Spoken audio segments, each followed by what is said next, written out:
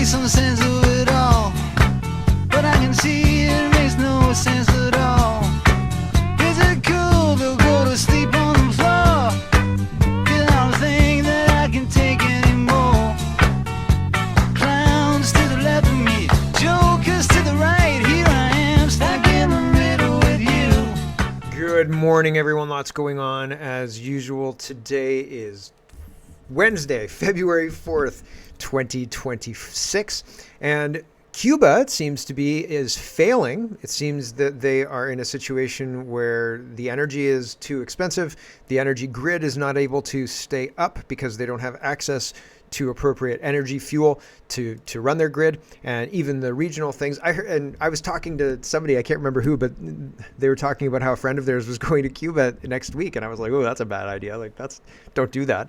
So pretty wild stuff going on there, and Trump's got a lot more time left. A lot has happened in his first year, to be honest with you. And so it'll be interesting to see the amount of pressure that's put on these regimes when cut off from their monetary sources.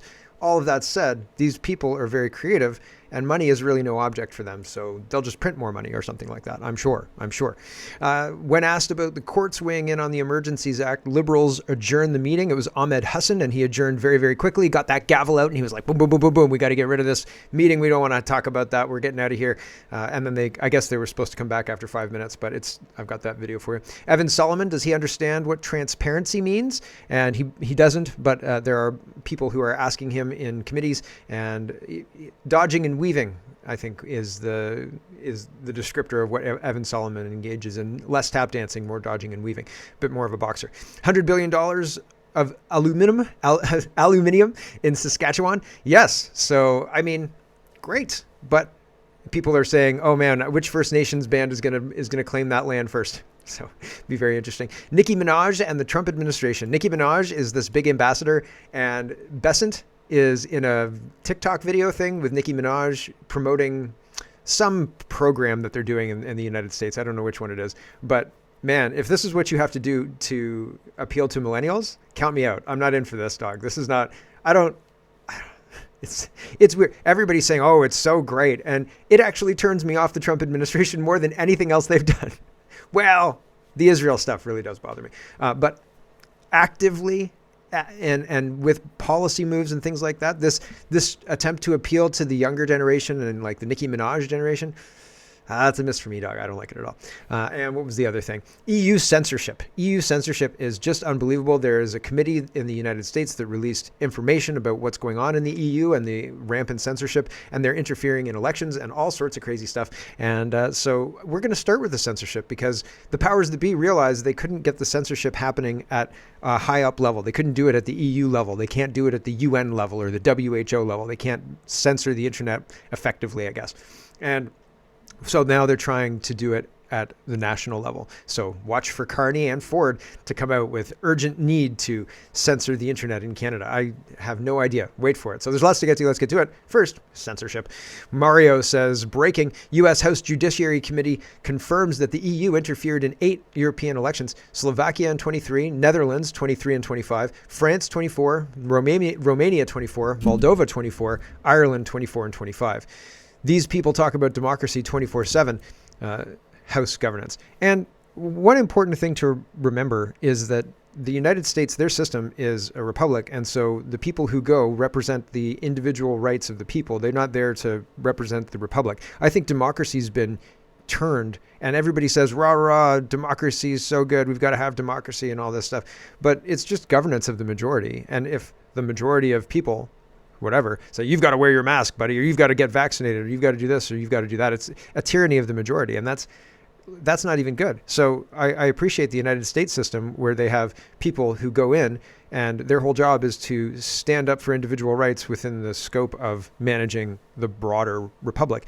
And we don't have that. And it's being erased. People don't understand how this tyranny of the majority can come to pass, even though we live through it. It's wild. Eva says, these files are bombshell. thanks to the House Judiciary GOP, there's a House Judiciary Committee that's going over this, we now have proof that the EU has been actively censoring legal content that goes against their agenda, and that they interfered in at least 8 European elections, including the Dutch elections of 23 and 25, by meeting with social media platforms to pressure them to censor political speech in the days before the vote. Leading up to the Dutch elections of 23, the EU Commission even made the then Dutch Interior Ministry, whatever his name is, a trusted flagger entitled to make priority censorship requests under the DSA. Quick side story. I ran in the 2019 federal election under the PPC banner, but I continued doing my show the whole time, the whole account, or the whole time I was running, the whole election was on there with me doing my usual show. And I got my Twitter shut down, just banned. Shut down for, I think it was a week. I had backup Twitter, like I had my own personal Twitter and things like that, but I couldn't use my popular Twitter account at all. Censorship. And they did it on purpose. It was the first Twitter. They did it on purpose. It wasn't a mistake. It wasn't an accident. People were trying to flag my account. Mass flagging my account was a thing that the university was engaging in and encouraging people to do. And that's weird too, right? So, but the censorship didn't start in 23 or 25 or 22 in Europe. It's been here, and it's been here for years. And I think even years before 2019, before I got involved, that's just the first experience I had with it. So I think that it's way worse than even this is painting a picture. And this picture that they're painting here is bad, but I think it's way worse, way worse. What kind of political speech did they want to censor, you ask? Good question. Populist rhetoric. That's me. Anti-government, anti-EU content. That's me again. Anti-elite content. Me again. Political satire. Me again. Anti-migrant and Islamophobic content. I don't believe in Islamophobia, but anti-migrant, sure, me again. Anti-refugee content, anti-immigrant sentiment, me again. Anti-LGBTQI content. I don't even know what LGBTQI means, but me again. Meme subculture. Yep. Check. This, I've passed this test. This wasn't a test. Oh. In other words, anything that goes against their agenda, anything remotely right-wing or conservative, anything pertaining to the disastrous migrant situation we have here in Europe. And guess what the only platform was that did not cooperate? X, of course. The same platform that the EU is fining for 120 million euros under the DSA, and the same platform that's currently having its offices raided in France. This is the type of stuff over which governments should resign and institutions like the EU should fall. Democracy is dead. Abolish the EU now. Yep, I agree. Here's one more. Burgess Group says the European Commission disproportionately targets conservative content and interferes in elections across Europe. And this is a news report that basically goes over everything that I've just talked about. But the important distinction here is it's got a link to the full report and the appendices if you're interested. So it's interesting. I've only read this part. I haven't read the full report, and I haven't even put the full report through AI to tell it to give me a synopsis. So I haven't done any of that kind of stuff. But it's here if you're interested. Link is in the description. John says the hypocrisy of van der Leyen. And so here's Ursula von der Leyen saying people would be in jail if they were in Russia, but luckily Europe has free speech, to a guy who's being arrested for speaking up. So lucky we're not in Russia, eh? Fellow conservatives. Here we go. They can be happy that they are in a free country like Finland, where the free speech is a right, where they have not any restrictions. If they would be in Moscow, they would be in jail in 2 minutes. Thank God we have a democracy. Thank God we have free speech. It's so blatant. It's so funny. As the police are arresting this guy, she's saying if he was in Russia, he'd be in jail in 2 minutes. But here, we just arrest them. What do you do after you arrest them? Next question. Leviso says, what's very interesting here, the last few years, the European Commission tried to censor speech on social media platforms with the Digital Services Act, the DSA. But it didn't really work. It caused so much outrage on X and elsewhere, thanks to all of you posting about it, that it became super unpopular. So I think the people behind this thought, okay, if we can't censor on the EU level, let's just go national. So now you see the Spanish Prime Minister, and we'll get there in a minute, announced that they will change the laws to prosecute speech on social media platforms, specifically X, and on the same day, the French authorities are raiding the X offices in France. What you see here is a consistent effort to take power over social media and chat channels because they're the dominant places where we exchange thoughts now. Nobody but boomers watch a TV anymore, which they still partly control via state media, so this is their attempt at taking back control. That's, I think, exactly right. And what's going on in Spain, they're going to try and roll it out. And again, they need our consent. And by our consent, I mean they need us to feel fearful and feel like they're the only ones who can keep us safe by doing whatever they want, despite us not trusting them, right? So they need to figure out a way to convince us that what they say is hate, and you need to allow us to arrest whoever we want in order to combat, quote, hate. And so they need us on board with that. So they will do something will happen, and they'll blame somebody and say, in order to protect us from these bad people on the internet and elsewhere, we have to do X. And when the public goes, okay, protect us from these people, that's when they'll have the speech laws. And it'll last as long as they can convince the public that they're protecting them from this evil threat. But it's just like The Village. If you haven't seen The Village, spoiler alert, the elders were creating the monster in order to keep their population subjugated to the elders, right? Because the elders were the ones who knew how to deal with the monster because they were the monster. Spanish Prime Minister Pedro Sanchez just declared war on the open internet. Under the guise of safety and accountability, his government is launching a full-scale assault on free speech, specifically targeting platforms that refuse to bend the knee to state-approved narratives. In a direct hit to the freedom of reach, Spain will now criminalize the amplification of content the state deems illegal. This gives the government the power to dictate how software is written. If an algorithm happens to show a truth that makes the ruling party look bad, it's a criminal offense. Under the pretext of protecting children, Spain is banning anyone under 16 from social media and demanding real barriers for age verification. This is a massive Trojan horse for national digital ID. To, quote, save the kids, Sanchez is effectively demanding that every Spanish citizen hand over their private biometric or legal data just to scroll a feed. He has also vowed to make platform executives like Elon Musk legally accountable for what users post, effectively holding tech leaders' personal freedom hostage. It's a transparent attempt to force Silicon Valley and Austin, Texas, to build kill switches for any content the Spanish government doesn't like. Sanchez dropped the mask at the end, specifically naming Grok, the one AI committed to the unvarnished truth, alongside TikTok and Instagram for investigation. No AI is telling the unvarnished truth, right? If you ask AI a question that demands experience, like what does chicken taste like or something like that, it can give you approximations, but it doesn't know. It gives you what it's been told. So you can create any reality and tell the AI this is reality, right? This is what is real and this is what's not real. And whatever you train it to be, it will be. And because it doesn't have any experience, it doesn't know up or down. It knows what we tell it is up and down, but you could change that, right? And it doesn't know what's reality. It can only infer from what we input into it. And that's it. And so it will spit out what it's been told, the programming. John says, step one, naturalize a half million Africans to neutralize a 500,000 Spanish voters. Step two, lock down social media to silence the Spanish people. So this is Sanchez again, rolling out his free speech, killing, power enshrining platform. And Ada says, the government of Spain is an entire mafia. Sanchez is one of the most corrupt leaders worldwide. His wife is prosecuted for corruption. So is his brother. His number 2 is in prison for corruption. His number 3 is in prison too. His party faces multiple corruption cases involving bribes and prostitution. There have been catastrophes with hundreds of deaths due to lack of investment in trains and weather radars. Sanchez has one of the lowest approval ratings in history, and he didn't even win the last election outright, and he governs through a coalition of losers. Now they're legalizing the status of 500,000 undocumented immigrants to buy votes, which is what I talked about before, and which is a form of vote rigging that our government is gleefully engaging in as well, okay?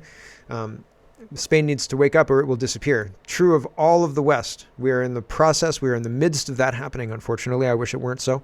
Let's talk about money. And this is our grab bag of governance money edition before we get into the regular edition.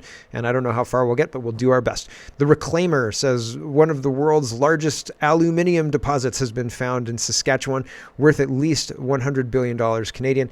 Expect First Nations to announce that according to oral history, the aluminum is on sacred land and they need to be bought off. It's called extortion, all of it.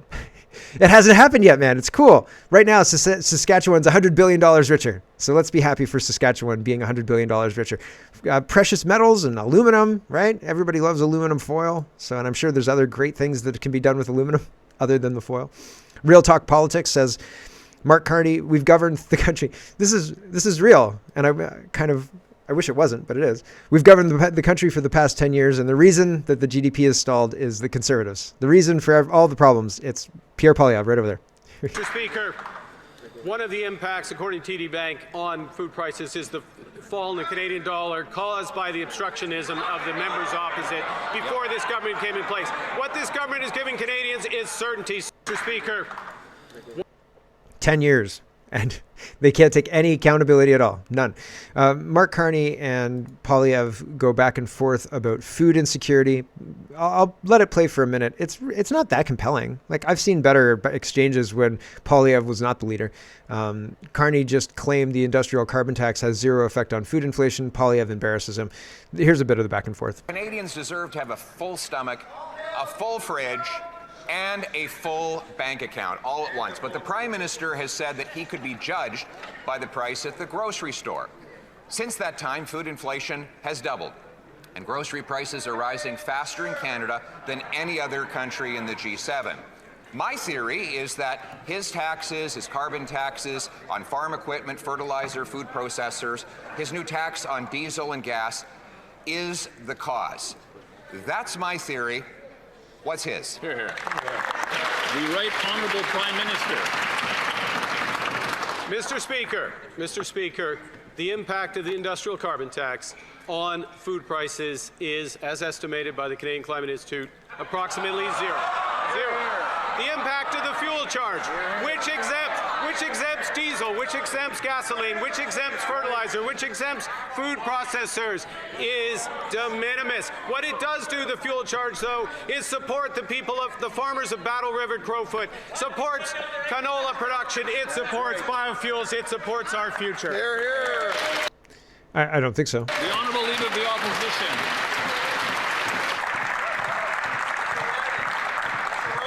Well, now we'll have to find out if the Prime Minister is telling the truth or whether his Environment Department is telling the truth.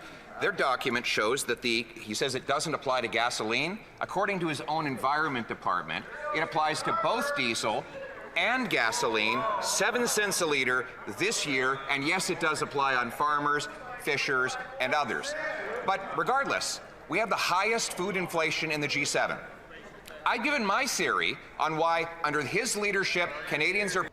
So Poilievre is hammering Carney on food insecurity, but is not talking about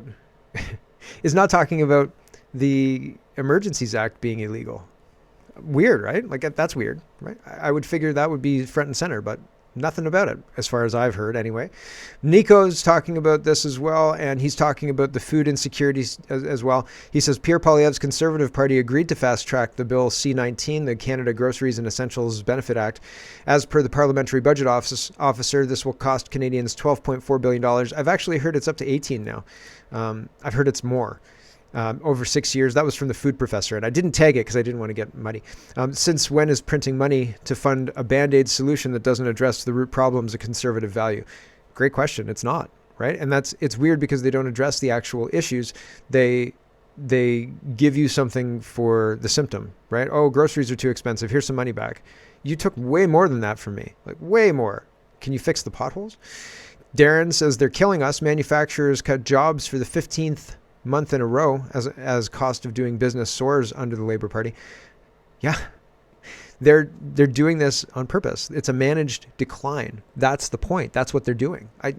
And people either don't see it or don't want to see it, I think. The food professor says, this is Mark Wiseman, Canada's next ambassador to the United States. The Bloc Québécois believe he should be formally questioned in the House of Commons before taking that diplomatic post. Why? Apparently he's not a fan of supply management. This should get interesting. So supply management artificially makes we dump 1 billion liters of milk. If that 1 billion liters of milk was able to be sold by the farmers, or maybe turned into baby food or, baby formula, something like that, all sorts of things they could do, our milk would potentially cost less, right? Well, not if they took the 1 billion liters and turned it all into baby food, but if they took some of it and then the rest went into the regular supply, the milk would cost less because there's so much supply. There's so much milk, right? And if we have all these cows and they're making all that milk, why are we paying so much for milk? Because of this program, the supply management program? Yikes. So if Trump wants to get rid of supply management and says you don't have an economy anymore, Canada will be crushed, or you can get rid of supply management, and we get rid of supply management, that'll be good, probably. Right? People have other opinions. I'm sure you can still buy Canadian milk if you want to buy Canadian milk, and having the American milk on the shelves will force Canadian milk to be competitive, hopefully, right? And you unwind supply management over a number of years. You can't unwind it like that. It has to take 5 to 10 years to pay everybody a quota and all the rest of it. But fundamentally, it has a potential to strengthen the offerings that people are making and even make more money for the people who are trying to protect their asset of quota. So this should get interesting if the United States really turns the screws, and they have the leverage to do that. We might see some actual changes in Canada. Maybe. We'll see. But then what happens when Trump's gone? I don't know, man. I'm concerned. Barbara says this sounds eerily like what Greece did during its debt crisis, forcing pension funds and banks to bail out national priorities, leading to massive losses for retirees. Thoughts? CTV News says Ottawa wants to get banks, pension funds involved in affordable housing, according to the minister. And the pension fund is already run by the WEF, and the banks, I'm sure they're involved in affordable housing because I'm sure there's bank to be made there, and the banks want to make money. That's what they're in the whole business for. I'm going to show you this, and then I'm going to have to say goodbye to the stream. This is Anita Anand and Ahmed Hassan shutting down any questions about the Emergencies Act, and Ahmed Hassan just jumps all over it. He's like, as soon as he understands the direction the question is going, he's like, adjourned. This meeting is adjourned for 5 minutes. We are going away. Everybody out. We got to cool down. We got to calm down. We got to refocus. Here we go. Mean that we're not addressing issues relating to human rights and international law. You've answered my question. I guess now that the Federal Court of Appeal has ruled that, in fact, your government trampled on those rights here at home, I'm sorry. I want to give you the opportunity to say if you'd like to change your opinion. Going to suspend the meeting. Let's suspend the meeting for 5 minutes so that we can get back in order. This is not a stage for us to... Right. Let's get back in order. Let's get not out of order. We got it back in order, says Ahmed Hassan. Let's not talk about the Emergencies Act and how the Liberals broke the law. Nobody's been held accountable. Nothing to see here. Weird, right? Super duper weird.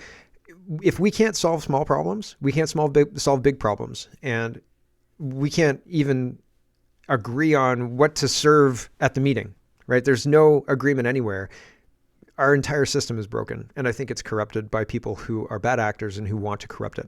And I think that until we find a path through this, we are going to suffer, and I hope I'm wrong about that. And thanks for watching, everybody. If you want the whole show, head over to CanadaPoly.com. If not, that's okay. I'll be around tomorrow. And for everybody else, we'll carry on as soon as I kill the stream.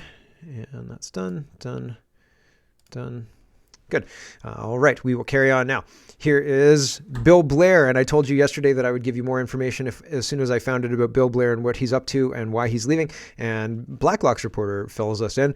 Bill Blair was appointed as envoy to the United Kingdom after being fired from cabinet and cited by judicial inquiry for dropping the ball on foreign interference at Safety Canada. So, yep, there is...